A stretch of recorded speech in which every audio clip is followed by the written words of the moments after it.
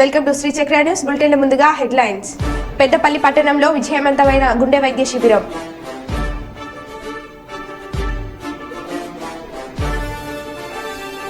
గుమ్మా లక్ష్మీపురంలో త్రుటిలో తప్పిన ప్రమాదం.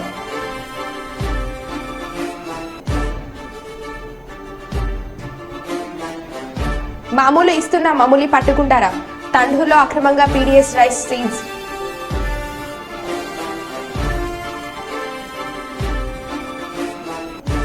క్రైస్తవులకు అండగా బహుజన సమాజ్ పార్టీ. కర్నూలు నియోజకవర్గం ఎమ్మెల్యే అభ్యర్థి అరుణ్ కుమార్.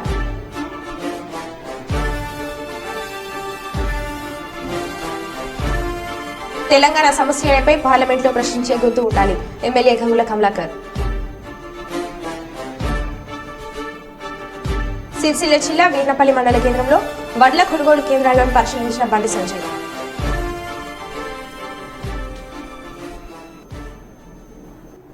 ఇక వివరాల్లోకి వెళ్తే, వివేక హత్యపై న్యాయం జరగలేదు. మాజీ మంత్రి వైఎస్ వివేకానందరెడ్డిని హత్య చేసిన వారికి శిక్ష పడనందుకు వివేకానందరెడ్డి కుటుంబీలకు న్యాయం జరగలేదని ఆంధ్రప్రదేశ్ రాష్ట్ర కాంగ్రెస్ అధ్యక్షురాలు షర్మిల చెప్పారు.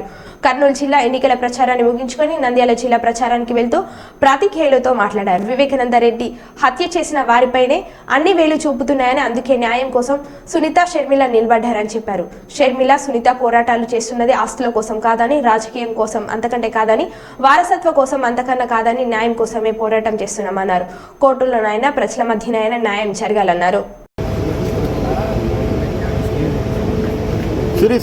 మరొకసారి చెప్తున్నాం, వివేకమే రాజశేఖర రెడ్డి గారి బిడ్డ అయినా, హత్య చేయబడిన వివేకానంద రెడ్డి గారి బిడ్డ అయినా మాట్లాడుతున్నది. సిబిఐ చెప్పకపోతే మాకు కూడా తెలియలేదు. హత్య జరిగిన రోజు మేము ఫలానా చేశాము అని మేము అనలేదు, ఎందుకంటే మాకే తెలియదు. కాబట్టి పరిస్థితులు ఆ రోజులు కంటే ఇప్పుడు 5 సంవత్సరాలు గడిచిపోయింది. కాబట్టి ఈ 5 సంవత్సరాలలో ఎన్నో పర్యాల కాలం పాటు విచారణ చేసింది. ఇదంతా జరిగిన తర్వాత ఇప్పుడు సిబిఐ చెప్పిన విషయము అవినాష్ రెడ్డిని అక్యూజ్డ్గా చేర్చింది సిబిఐ. ఇద్దరు అసాసినేట్ చేయడానికో, లేకపోతే ఎవరినో డిఫేమ్ చేయడానికో, ఎవరినో ఓడించడానికో, రాజకీయాల కోసమో ఇది చేయటం లేదు. కేవలం వివేకానంద రెడ్డి గారి ఆత్మకు ఈ రోజు వరకు న్యాయం జరగలేదు, శాంతి జరగలేదు. కాబట్టి చూస్తుందా, వాళ్ళ గూగుల్ టేక్అవుట్స్ లో కానీ, వాళ్ళ ఫోన్స్ లో కానీ వాళ్ళది ఏమైనా సాక్ష్యాలు ఉన్నాయంటే ఎక్కడ ఏ సాక్ష్యాలు ఇంకా ఎవరికి కనిపించడం లేదు కదా.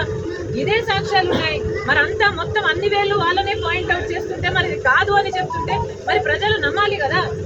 ఏదైనా సైంటిఫిక్ గానే నమ్ముతారు జనాలు. దేవుడు మనకు కామన్ సెన్స్ ఎందుకు ఇచ్చాడండి?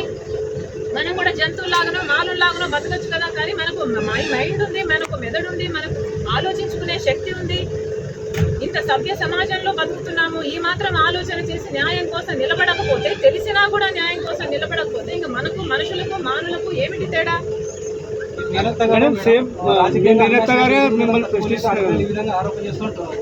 ఇంకొక విషయం కూడా చెప్తున్నాం, ఎవరు ఎన్ని చెప్పినా కూడా ఈరోజు రాజశేఖర రెడ్డి బిడ్డ, వివేకానంద రెడ్డి బిడ్డ నిలబడింది న్యాయం కోసం. మా గుండెలో నిజాయితీ ఉంది. మళ్ళీ చెప్తున్నాం, ఇది న్యాయం కోసం చేస్తున్న పోరాటం. ఇది ఆస్తుల కోసం చేస్తున్నది కాదు, ఇది రాజకీయం కోసం చేస్తున్నది కాదు, ఇది వారసత్వం కోసం చేస్తున్నది కాదు. ఇది న్యాయం కోసం చేస్తున్న పోరాటం. సౌభాగ్యమా, సునీతమ్మ ఈ రోజు వరకు కూడా న్యాయం జరగలేదు అని కుమిలిపోతున్నారు. ఒక పెద్ద మనిషి 7 సార్లు గొడ్డలితో నరుకుతే ఆయన తల వెనుకలు కూడా బయటకు వచ్చి, ఆయన మెదడు బయటకు వచ్చి అంత ఘోరంగా చనిపోతే, ఇల్లంతా రక్తమే, అంత ఘోరంగా చనిపోతే పెద్దవాళ్ళందరూ కలిసి దీన్ని మధ్య పెట్టాలని చూస్తుంటే ఇక న్యాయం ఎట్లా జరుగుతుంది? అయినా ఆడపిల్లలైనా కూడా మేము నిలబడాలి అని గట్టిగా నిలబడ్డాం, మొండిగా నిలబడ్డాం, ప్రాణాలకు తెగించి నిలబడ్డాం. రేపు మాకైనా, మా బిడ్డలకైనా ఏం జరుగుతుందో మాకే తెలియదు. అయినా కూడా ఇంతగా నిలబడ్డామంటే ఎందుకు నిలబడ్డాం? న్యాయం జరగాలి కాబట్టి నిలబడ్డాం.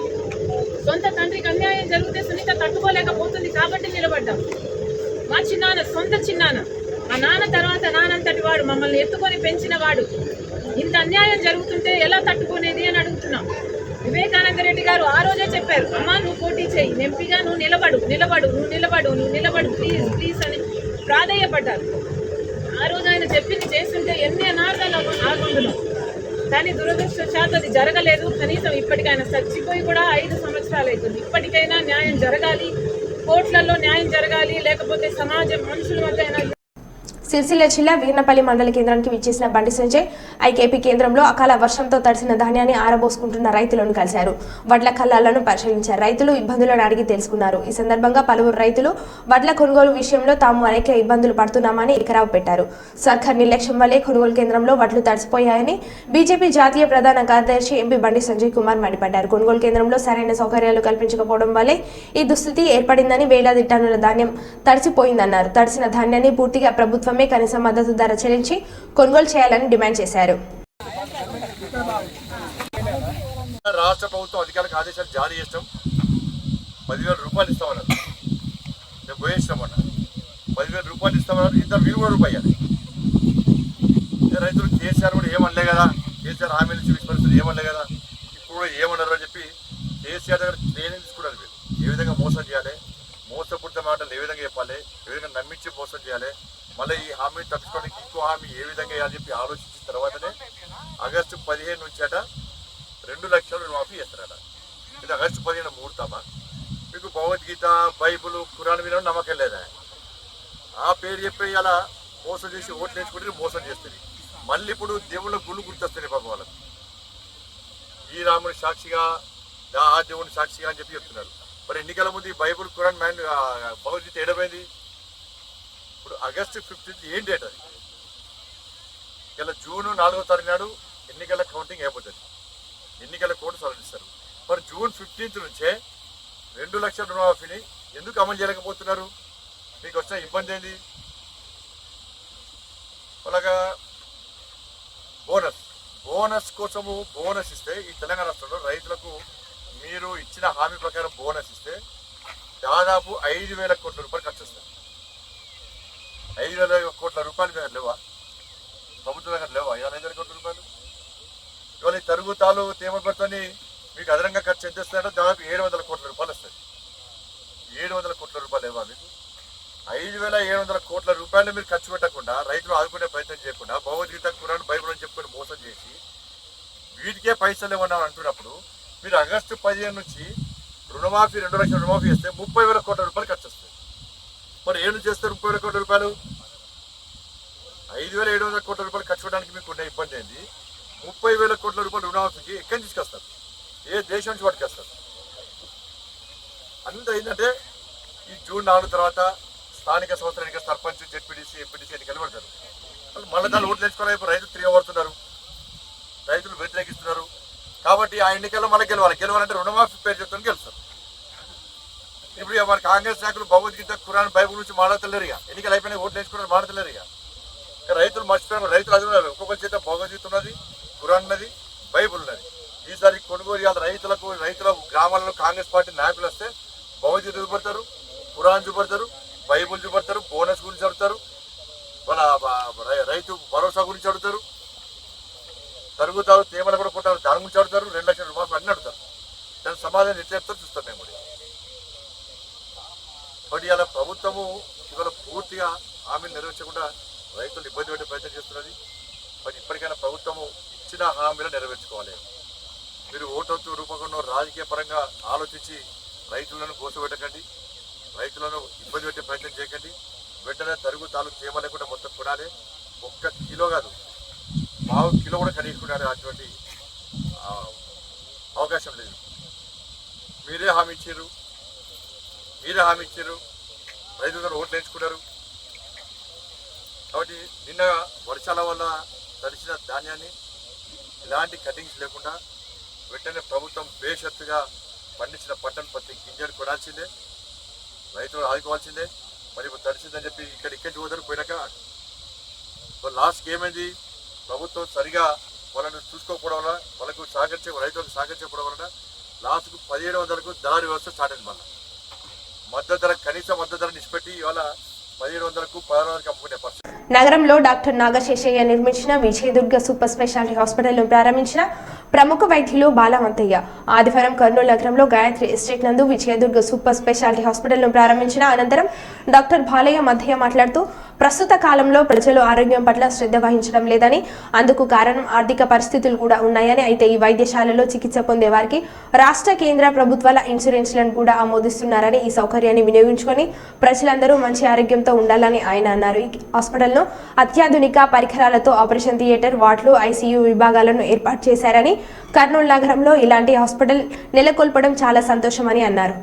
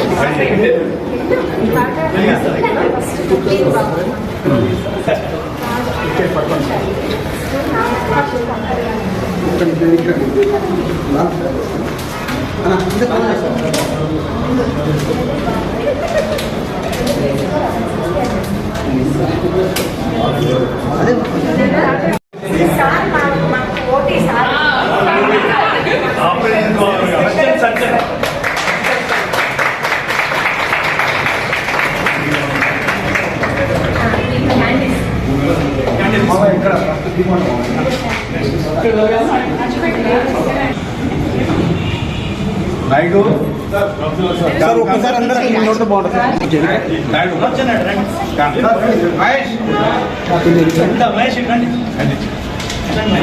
సార్ ఒక్కసారి చూడండి సార్, అందరూ ఒక్కసారి అట్లా పెట్టి సార్ ఒక్కసారి చూడండి సార్.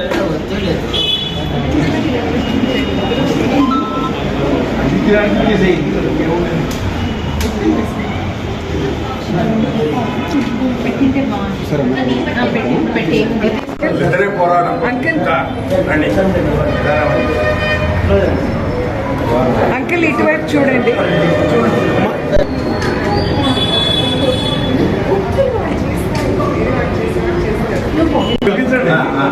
సార్ ఒకసారి చూడండి సార్. సార్ ఈతలు పెట్టండి సార్, ఈతలు పెట్టండి సార్. అమ్మ మీరు వెనక్కి రండి కొంచెం. మేడం ఇటు చూడండి మేడం. Madam ready.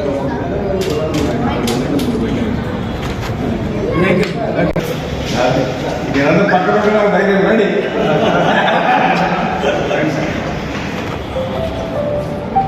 సార్, కొద్ది దగ్గర సార్.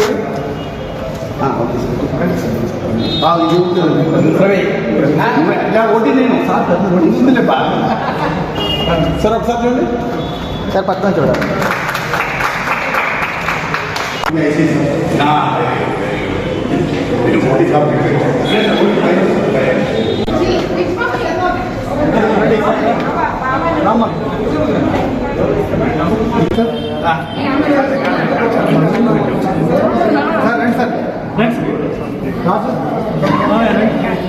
సార్ సార్ సార్ ఒకసారి సార్ సార్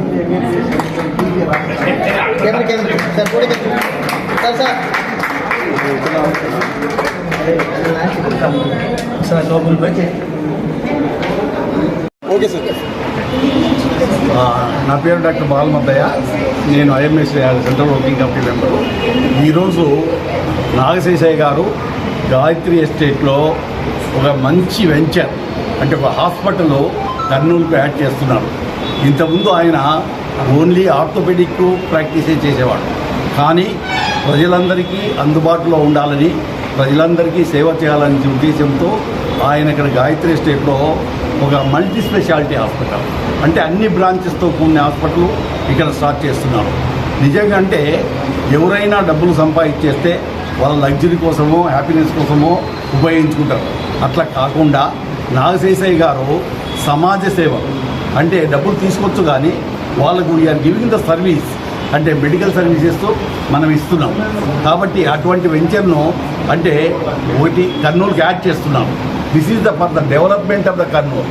అదేవిధంగా కర్నూలు డెవలప్ అయితే స్టేట్ అయితే సెంట్రల్ డెవలప్ అయింది. కాబట్టి ఇవన్నీ కూడా కర్నూలు డెవలప్మెంట్కి ఎంతో ఉపయోగపడుతున్నాయి. వాళ్ళ మామగారు అయినటువంటి మల్లికార్జునరావు గారు చాలా అంటే దైవభక్తి కల వాళ్ళు. ఆయన దీంటి కడపలో అమ్మవారి టెంపుల్ కట్టి బాపట్ల జిల్లా వేమూరు నియోజకవర్గం నామినేషన్ వేయనున్న మాజీ మంత్రి నక్కా ఆనంద్ బాబు ముందుగా చెంపాని గ్రామంలో అంబేద్కర్, బాబు జగజీవన్ రావు విగ్రహాలకు పూలమాలలు వేసి నివాళులు అర్పించారు. వేమూరు ఎన్టీఆర్ పురవేదిక నుంచి ఎంఆర్ఓ కార్యాలయం వరకు భారీ ర్యాలీ నిర్వహించారు. ఎంఆర్ఓ కార్యాలయంలో నామినేషన్ వేయనున్న మాజీ మంత్రి నక్కా ఆనంద్ బాబు ఈ నామినేషన్ కార్యక్రమంలో భారీ సంఖ్యలో బీజేపీ, జనసేన, టీడీపీ నాయకులు, కార్యకర్తలు పాల్గొన్నారు.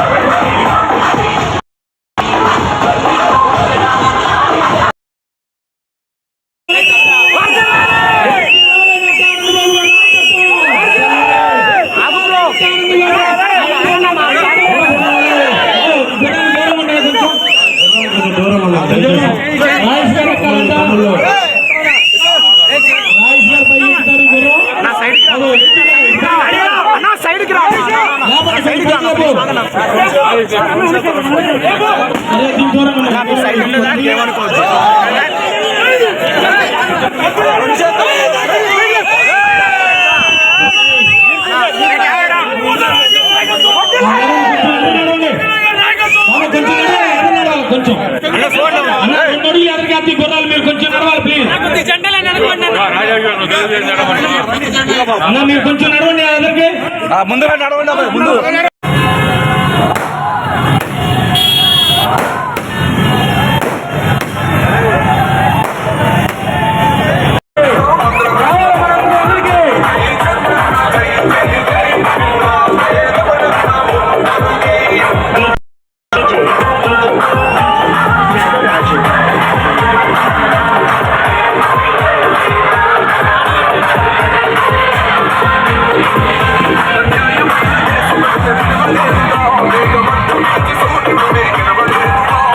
నెల నెల మామూలు ఇస్తున్నాం. రంజాన్ కావడంతో ఈ నెల మామూలు ఇవ్వలేదు. ఎస్ఎస్ఆర్ను కలవలేదు. అందుకే మా ఆటోలు పట్టుకున్నారు. తమ గురించి సమాచారం ఇచ్చిన వ్యక్తి గోడ దూకి పారిపోతుంటే పోలీసులు ఏం చేస్తున్నారు? రేషన్ బియ్యం సరఫరా చేస్తున్న మహిళలు ఆగ్రహం వ్యక్తం చేశారు. ఇక వివరాలకు వెళ్తే మంచిర్యాల జిల్లాలో పోలీసులు ఆటోను తలిసి బియ్యాన్ని పట్టుకున్నారు. ఈ కేసులో ఆటో డ్రైవర్ తీసుకున్నారు. అయితే ఈ వ్యక్తి పోలీసులకు సమాచారం ఇచ్చారని ఖజానా బేగం, అమీనా బేగం, టీనా బేగం అతడిపై ఆగ్రహం వ్యక్తం చేశారు. శ్రీనివాస్ తప్పించుకొని పోలీస్ స్టేషన్ వెళ్లి అక్కడ కూడా పోలీసులతో గొడవకు దిగారు. అతన్ని తమకు అప్పగించాలని మహిళలు పోలీసులపై ఒత్తిడి తెచ్చారు. దీంతో వారిపై కేసు నమోదు చేశారు. తాము ఇవేళ మామూలు ఇవ్వకపోవడంతో తమ ఆటోలు పట్టుకున్నారని ఇందులో ఒక మహిళ ఆవేదన వ్యక్తం చేయడం గమనించారు.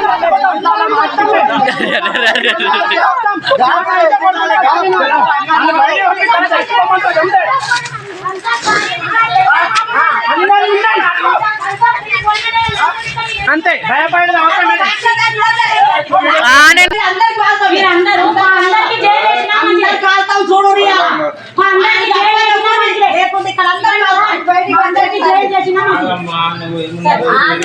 బొమ్మ కాడ చూసిండు బెల్లం బెల్ల ఒక బండి ఈడ పట్టించిండు ఒక బండి రెబ్బెల్ల పట్టించిండు ఆ సీనుగా రెండు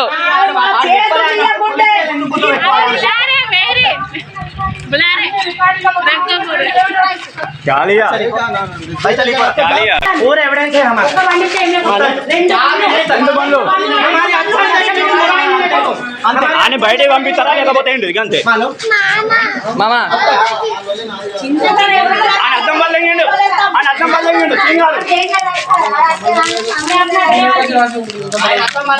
అర్థం వల్ల కొట్టండు కొత్త బండి అసలు సార్ నేను ఒక మాట మాట్లాడతా ఈ నెల 10 రోజులు లేట్ అయింది మామూలు ఇయ్యాలి మా బండి పట్టింది అంతే మామూలు ఇయ్యాలి అంతే పోలీస్ స్టేషన్ పోయినా మేము రెబ్బెల్ల పోలీస్ ఎస్ఐ సాకి దండం పెట్టా కాదు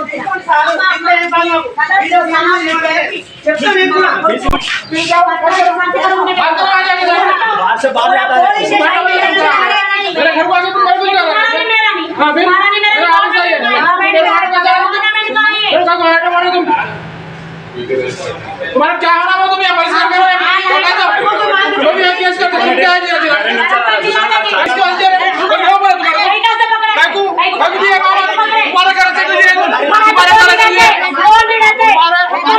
दिया तुम्हें काहे को कर रहे तुम ये बात करने का ये कैमरा डका नहीं पूछो हमारा पूछो ए भाई बड़े मारे ए आ रहा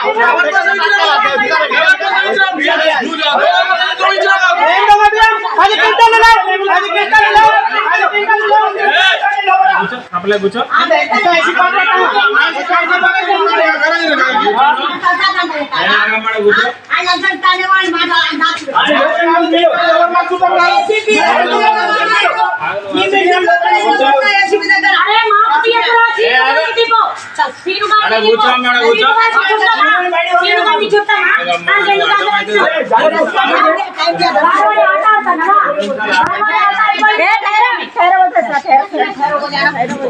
ఎట్లా జాబ్ చేస్తారో చూస్తా మేమంతా ఎక్కడ పెట్టేది అక్కడ పెట్టాం దగ్గర పెట్టుకో ఏం భయం కాదట ఏసీబీ దగ్గర పెట్టుకో ఏం భయం కాదట పెట్టుకొని మీరు మాట్లాడతారా అని లోపల పెట్టుకొని మీరు మాట్లాడతారా గుల్లసిని అని ఏ రికార్డింగ్ ఉంటే చూపెట్టుకో అరే నువ్వు వింటావు బాబు నువ్వు వింటావు బరాబర్ మాట్లాడతాది బరాబర్ మాట్లాడతాది బరాబర్ నిన్న ఆశీర్వాదం జరిగింది సమాచారం ఏమున్నా సార్ సమాచారం బరాబర్ మాట్లాడతారు 100 నిందలు వేసుకుని బోచడతా మాకు కూడా ఉన్నాయి సార్ 100 నిందలు వేసే ఇక్కడికి వచ్చినావు 10 మంది తెలియదు సార్ ఏం చెప్తావు ఏం పీకి కట్ట కట్టుకోరు అందుకే ఎట్లా చదువుతారు పోలీసు వాళ్ళు యాక్ట్లు అయితే బండి తీసుకొని వెళ్తున్నా ఆటో తీసుకొని 2 ఆటోలు తీసుకొని పోతున్నా వెనక ముందు పట్టిండు కానిస్టేబుల్ వచ్చి ఎస్ఐ తాండూరు ఫోన్ చేసిండు సీను ఫోన్ చేయంగానే ఎస్ఐ కానిస్టేబుల్ పంపి మా బండి మామూలు ఇచ్చేస్తున్నాం మేము నెల మామూలు ఇస్తాం ఈ నెల సంతోష్ సార్కి ఇస్తాం ఎస్ఐ సార్ తీసుకుంటాడు ఎస్ఐ సార్ వచ్చి కలువు అన్నాడు కానీ కలవలే మేము ఈ నెల పండుగ సార్ తర్వాత వస్తామన్నాం రాలేదు మరి సిఐ సార్ ఇంకా వచ్చిండేమన్నా న్యాయం చేస్తాడేమో అంటే ఆ సీను గానికి ఏమో లోపల కూర్చుండట్టిండ్రు మాకేమో దెంగయ్యిండ్రు ఇక్కడికి వెళ్ళి అన్నారు ఆడు గోడ దునికిపోగా మరి వీళ్ళు ఏం చేస్తాండ్రు ఇట్లా బాపట్ల జిల్లా వేమూరు నియోజకవర్గం ఎంఆర్ఓ కార్యాలయంలో ఫస్ట్ సెట్ నామినేషన్ వేసిన వైసీపీ అభ్యర్థి అశోక్ బాబు బీఫామ్ అందని కారణంగా ఫస్ట్ సెట్ వేసిన అశోక్ బాబు కాగా 25 నెలల అఫీషియల్గా నామినేషన్ వేయనున్నారు.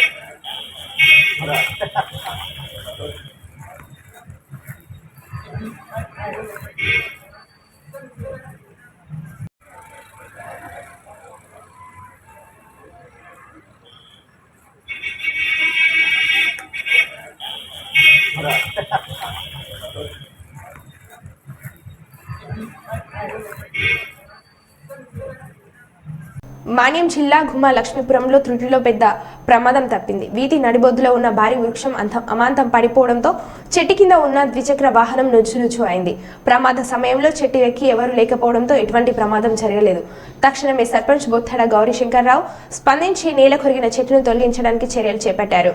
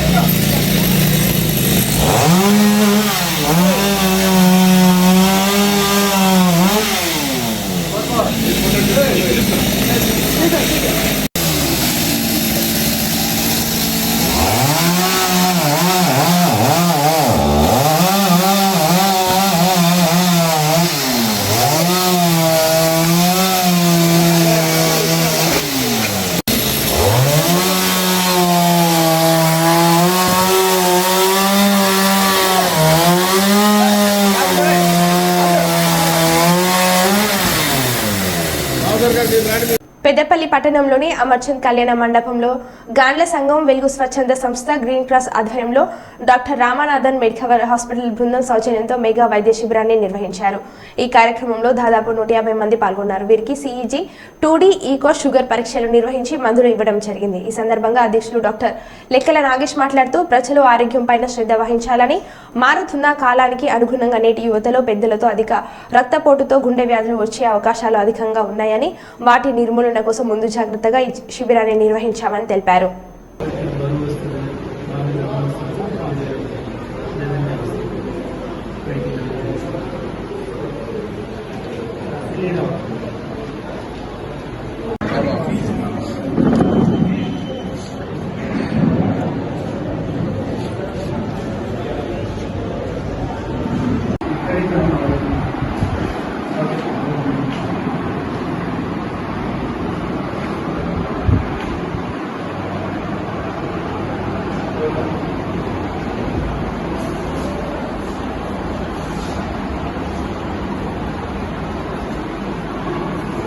ఈ అశ్రద్ధ ద్వారా మన విలువైనటువంటి జీవితాన్ని కోల్పోతున్నారు. సో ఆ విలువైన జీవితం కోల్పోవద్దంటే మనం ఏం చేయాలి అంటే ఆరోగ్యం మీద శ్రద్ధ తీసుకోవాలి. అదేవిధంగా శరీరం లోపల 40 సంవత్సరాలు దాటిన తర్వాత శరీరం లోపల ఎలాంటి మార్పులు వస్తాయి. సో అలాంటి అవగాహన ఎవరికి లేదు. ఆ ఉద్దేశంతో కామన్గా ఏంటంటే ప్రతి ఇంటి లోపల ఇప్పుడు బీపీ షుగర్ అనేది ప్రతి ఒక్కరికి అయిపోయింది. యూత్ అంటే 20-25 ఇయర్స్ వాళ్ళకి కూడా స్ట్రోక్స్ వస్తున్నాయి, గుండెపోటు. సో వీటి నుంచి మనం రక్షించుకోవాలంటే మనం చేయాల్సిన పరిస్థితి ఏంటి అని చెప్పి ఒక మంచి సదుద్దేశంతో మరి మన గాండ్ల కులస్తుల పెద్దపల్లి జిల్లాలో ఉన్నటువంటి ప్రతి ఒక్క గాండ్ల కులస్తుల కుటుంబం నుంచి ఎవరికైనా కూడా వారికి గుండెతో సంబంధిత ప్రాబ్లం ఉన్నా లేకపోతే ఇంకేదన్నా ఆ సింటమ్స్ ఉన్నా కూడా మీరు రావాలని చెప్పి గత వారం రోజులుగా నేను వాట్సాప్ ద్వారా మా బృందం కూడా వాట్సాప్ ద్వారా మీకు తెలియజేస్తున్నాం. ఈ తెలియజేసిన దానికి స్పందించి మరి ఈరోజు ఇంతమంది ఈ క్యాంపుకి రావడం జరిగింది. సో ఏంటంటే స్పెషల్లీ నేను తీసుకున్న కాన్సెప్ట్ ఏంటంటే మన హార్ట్ బాగుంటే మన జీవితం బాగుంటుంది అనే ఉద్దేశంతో ఈ యొక్క కార్యక్రమాన్ని తీసుకోవడం జరిగింది. మనం అడగడంతో మరి మెడికల్ హాస్పిటల్ పేరు మరో బులెటిన్లో మళ్ళీ కలుద్దాం. Stay tune.